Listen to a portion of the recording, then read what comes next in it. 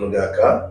ప్రభునందు ప్రియులరా, మన ప్రభువు రక్షకుడునైన క్రీస్తు యేసు పరిశుద్ధ నామంలో మీ అందరికీ శుభములు.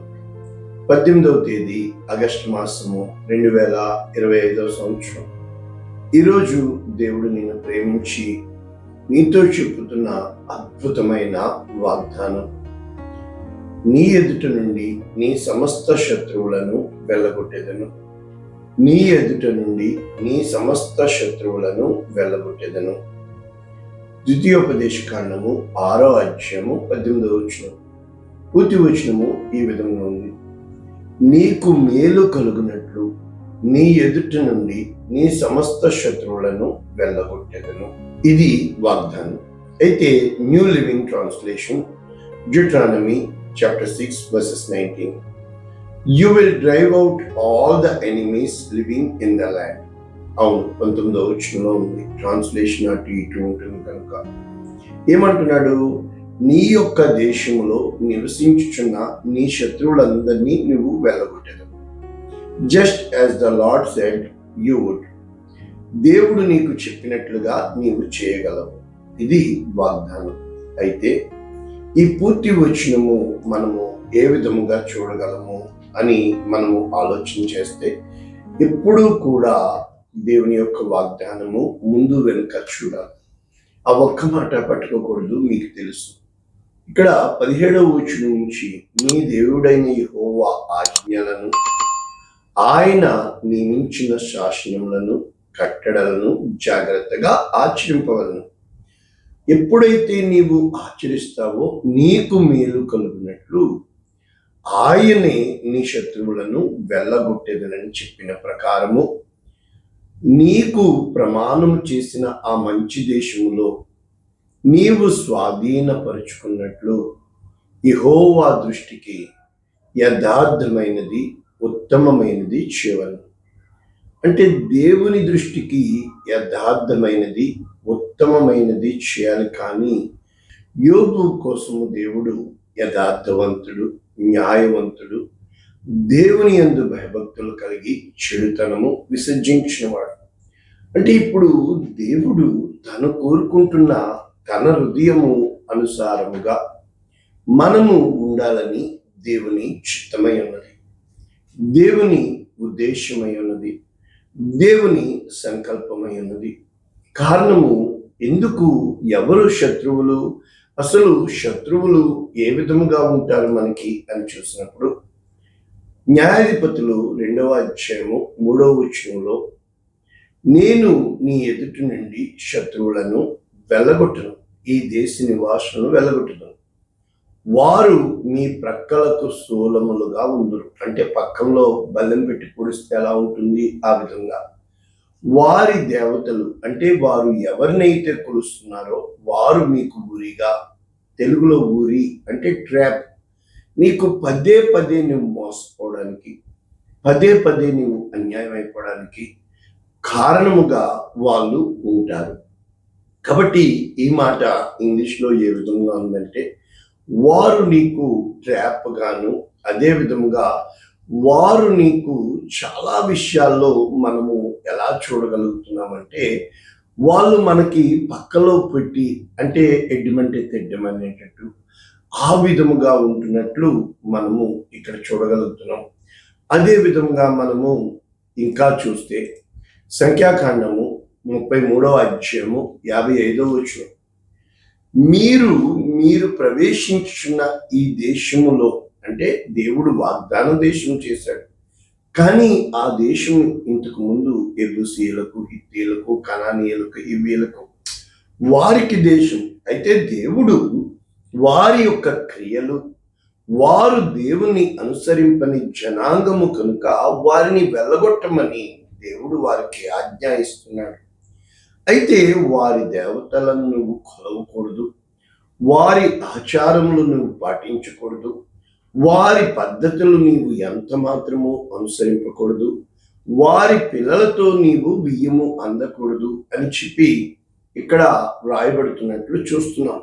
ఒకవేళ మీరు వారు ఉండనిచ్చినట్లయితే వారు మీ కన్నులలో, అంటే శత్రువులు, విరోధులు అంటే ఎవరు? కన్నులలో ముండ్లు, అంటే ముళ్ళ వరకు ఎందుకులేండి, ఆ దుమ్ము కాళ్ళ కింద ఉంటే పర్లేదు, ఇసుక అది కళ్ళలో కొంచెం పడినా కళ్ళు ఇంకా మనము ఆలోచించండి. సంసోను అంత బలవంతుణ్ణి కళ్ళు ఓడిబీకేశారు కదా, మనశ్శేని కళ్ళు అంటే ఎలా ఉంటుందంటే కళ్ళల్లో ముండ్లు గాని, ప్రక్కలలో శూలములుగా. కాబట్టి వారు మిమ్మల్ని బాధ పెడతారు. మిమ్మల్ని బాధ పెట్టేవారే శత్రువుడు. కాబట్టి నేను వారికి చేయాలన్న కార్యాలు నేను మీ పట్ల చేస్తాను, నేనే మీకు విరోధినవుతాను. అయితే యెహోషువ తన చివరి దినములలో చెబుతూ ఏమంటున్నాడంటే 23వ అధ్యాయం 13వ వచనం, మీ దేవుడైన యెహోవా మీ ఎదుటి నుండి ఈ జనములను కొట్టివేయట మానును. ఎందుకు కొట్టివేయట మానుతాడు? ఎప్పుడైతే నీవు జాగ్రత్త పడి దేవుని ప్రేమించని ఎడల, అంటే ప్రేమిస్తే ఒకడు 1000 మందిని తరుముతాడు, ప్రేమించని ఎడల ఈ జనులను హత్తుకొని వీరితో 1000 మంది సాంగత్యము చేసిన ఎడల ఏమవుతారో తెలుసా? ఈ మంచి దేశంలో మీరు ఉండకుండా కాబట్టి ఆ యొక్క ఇచ్చిన దేశంలో నుండి ఇశ్రాయేలును వెళ్ళగొట్టాడు దేవుడు. ఎందుకంటే వారు వారితో కలిసిపోయారు కనుక. ఎన్నిసార్లు ఇది పదే జరిగింది. చాలాసార్లు మనము డివినిటీలో, దైవత్వంలో చూడక మన కంటికి, మన మనస్సుకి, అంటే చాలాసార్లు ఈ మధ్య నేను చదువుతున్నప్పుడు ఒక మాట అర్థమైంది. మోసం చేసేవాడు గుర్తుపట్టినా, వాడిని దూరం పెట్టినా పర్వాలేదు, కానీ నీకు మంచి చేసేవాడు, మేలు చేసేవాడిని కూడా మోసగాడని నువ్వు గుర్తుపట్టి వాడిని దూరం పెట్టడం వల్ల నువ్వు నష్టపోతున్నావు. అందుకనే దేవుడు ఎప్పుడూ కూడా మంచి చెడు కలిసి పెడతాడు, మేలు కీడు కలిసి పెడతాడు, శాపము ఆశీర్వాదము, జీవము అన్నీ కలిసి ఉంటాయి, గురుములు గోధుమలు. ఇక్కడ నేను చెప్పాలనుకున్న భాగం ఏంటంటే, మీరు నశించే వరకు మీకు ఉరిగా బోన్గా ట్రాప్ అండ్ ఇది, అంటే మిమ్మల్ని పక్షిలా గిలగల కొట్టుకుంటారు. అంటే మీరు ఆ విధముగా అవడానికి కారణము మీ ప్రక్కల మీద కొరడాలుగా, మీ కన్నుల్లో ముళ్ళుగా వారు ఉంటారు. ఇది శత్రువుడు కనుక చాలాసార్లు దీనికంటే చచ్చట మేలు అని మనం అనుకుంటూ ఉంటాం. కారణం ఏంటంటే, మనము మొదటి నుంచి వస్తే దేవుని యొక్క వాక్యము మనకి ఏమని చెప్తుంది? సంఖ్యాకాండం 33:51, మీరు యోర్దాను దాటి కనాను దేశము చేరుతున్నారు, కాబట్టి వారి ప్రతిమలను, పోత విగ్రహములను, ఉన్నత స్థలములను సమస్తము కూడా నీవు తీసివేయాలి. కాబట్టి ఇంతకు ముందు నేను చెప్పాను, అంటే దేవుడు చెప్పింది ఎప్పుడైతే నువ్వు చేస్తావో, నేను చేస్తానో, దేవుడు నీకు స్వాధీనపరుస్తాడు అన్న వాటిని దేవుడే మీ పక్షముగా యుద్ధము చేస్తాడు. అందుకని కీర్తనకారుడు అంటాడు 44:2లో, నీ భుజబలము చేత, అంటే దేవుని హస్తము, దేవుని బలమే అన్యజనులను వెళ్ళగొట్టి వారి యొక్క పితరులకు ఇచ్చారు. కానీ వీరు యుద్ధం చేయలేదు ఖడ్గము చేత కానీ, మరి బాహుబలము చేత కానీ చేయలేదు. నీ దక్షిణ హస్తము చేతనే నీవు మా మీదకి లేచి వారిని త్రొక్కివేస్తావు. కాబట్టి ఇప్పుడు ఈ విధముగా వెళ్తూ దావీదుకు దేవుడు ఏమని వాగ్దానం చేస్తున్నాడు? ఒకానొకప్పుడు బైబిల్ క్షుణ్ణంగా చదివిన తర్వాత దేవుడు నాతో మాట్లాడాడు ఈ మాట. నా జీవితంలో జరిగింది నేను కనులారా చూశాను, నా కోసం అడిగిన వారు సాక్ష్యం పలకగలుగుతారు. నేను దేవుని రుచి చూచి మీకు ప్రకటిస్తున్నాను తప్ప ఇది మత ప్రచారం కాదు.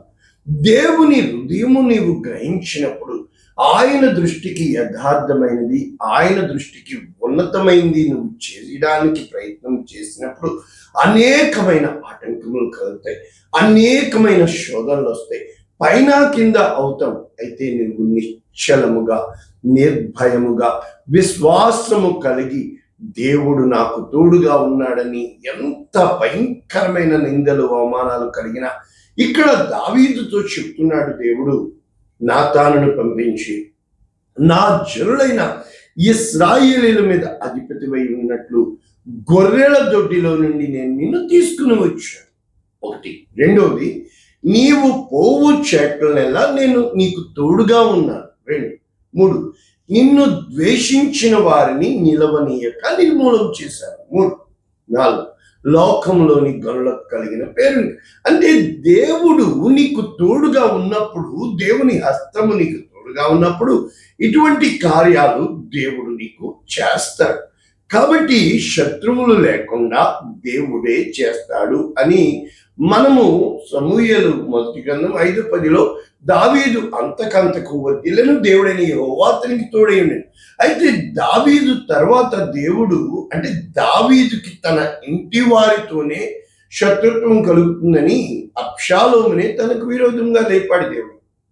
దావీదు చేసిన కార్యము దేవుని దృష్టికి ఇంపుగా లేనందున. అయితే ఇక్కడ మనము చూసినప్పుడు సొలొమోను విషయంలో రాజుల మొదటి గ్రంథము 9వ అధ్యాయం 6వ వచనంలో సొలొమోనుతో దేవుడు స్పష్టంగా మాట్లాడుతున్నాడు. ఏమని? మీరే కానీ మీ కుమారుడే కానీ నన్ను వెంబడించటం మాని ఎవరినైతే మీరు కొలుస్తారో అయితే నేను ఈ దేశంలో మిమ్మల్ని ఉండకుండా చెదరిపోయి సామెతగా హేళనగా నేను మీకు చేస్తాను అని చెప్పి వార్నింగ్ ఇచ్చినట్లు, ఇవే వార్నింగులు 11వ అధ్యాయంలో మనం చూసినప్పుడు సొలొమోను కామాతురత కలిగిన వాడై తను పడిపోయిన విధానాన్ని బట్టి చెప్పుతూ, ఇక్కడ రాజులు మొదటి గ్రంథం 11:9 ఇశ్రాయేలీయుల దేవుడైన యెహోవా అతనికి 2 మార్లు ప్రత్యక్షమై నీవు ఇతరుల దేవులను వెంబడింపవలదని. కాబట్టి సొలొమోను హృదయము ఎప్పుడైతే దేవుని యొద్ద నుండి తొలగిపోయినదో అతని మీద కోపగించి, నీవు నిశ్చయముగా నన్ను వెంబడింపకపోయితివి కనుక నేను నీ చేతిలో నుండి దేశమును తీసివేస్తున్నాను. అయితే దావీదుకు నేను వాగ్దానం చేశాను కనుక 2 మాత్రము ఉంచుతాను, 10 తీసివేస్తున్నాను అని చెప్పినప్పుడు, ఇక్కడ 14వ వచనం మనం చూసినప్పుడు దేవుడు సొలొమోనుకి వ్యతిరేకముగా ఎదోమీయుడైన హదదు అను ఒకని రేపెను అని మనం ఇక్కడ చూడగలుగుతున్నాం. అదే విధముగా మనము 23వ వచనం చూసినప్పుడు దేవుడు సొలొమోను మీదికి ఎలియాదా కుమారుడైన రిజోను అను ఇంకొక వ్యక్తిని లేపినట్లు మనం చూస్తున్నాం. ఇక 25వ వచనము హదదు చేసిన కీడు కాక సొలొమోనుకు వ్యతిరేకముగా విరోధిగా ఉండుటకు ఎవరిని లేపాడు? ఇక్కడ యరొబాము, సొలొమోను సేవకుడైన యరొబామును లేపాడు. యరొబాముకి 11 రాజ్యాలు, ఇశ్రాయేలుల రాజ్యాలు ఇచ్చేసినట్లు మనం ఇక్కడ చూస్తున్నాం. అంటే శత్రువుని లేపేవాడు దేవుడే, శత్రువుని మిత్రుడిగా చేసేవాడు దేవుడే. అంటే దేవుడు ఏ విధముగా యెహోషువకి కార్యం చెప్తున్నాడు కదా, నీవు నిశ్చయముగా నా ధర్మశాస్త్రమును వెంబడించుట మానకూడదు, దాని నుండి కుడికి గాని అది ధర్మము. ఎప్పుడైతే నీవు ధర్మము తప్పుతావో దేవుడు, ఆయన ధర్మ అంటే ఎలా చెప్పొచ్చు, ఆయన పరిశుద్ధుడు పరిశుద్ధుడు పరిశుద్ధుడు కనుక పరిశుద్ధుడు పరిశుద్ధుడు పరిశుద్ధుడు అనబడుతున్నవాడు ఏ విధంగా నీతో ఉండగలడు? ఆయన అక్కడ ఉండలేడు. కనుక నీకు ఉన్న బలము దేవుడే కనుక, నీకు ఉన్న ధైర్యము దేవుడే కనుక, దేవుడే సమస్త కార్యములు చేయవాడు కనుక, మనము ఇశ్రాయేలీయుల చరిత్ర చూసినప్పుడు దేవుడు వారిని ఐగుప్తుకు బానిసలుగాను, బబులోనుకు బానిసలుగాను, అష్షూరు రాజు వారికి బానిసలుగాను, ఎన్నిసార్లు న్యాయాధిపతుల గ్రంథంలో పదే వీరు పాపం చేయడం, శత్రువులకి అప్పగించడం. ప్రభువునందు ప్రియులారా, ఈరోజు శత్రువులు వెళ్ళగొట్టేవాడు దేవుడు, శత్రువులను మిత్రులుగా మార్చేవాడు దేవుడు. మనము శత్రువులు అంటే ఏమనుకుంటామంటే మనకి నచ్చని వారు శత్రువులు. ఇప్పుడు ఉదాహరణకి ఇండియాకి పాకిస్తాన్కి వైరం, కానీ ఇప్పుడు మేము కువైట్లో ఇండియా పాకిస్తాన్ అందరూ కలిసి ఉంటాం, మేము ప్రేమగా ఉంటాం. అది దేశానికి సంబంధించింది, ఇది వ్యక్తిగతానికి సంబంధించింది. అంటే మనము పాకిస్తాన్ వాళ్ళందరూ చెడ్డ, అది కాదే. దేవుని యొక్క వాక్యం చెప్తుంది, నిన్ను వలె నీ పొరుగు వారిని ప్రేమించు. అంటే మనల్ని ప్రేమించే వారిని మనం ప్రేమిస్తే ఏం లాభము?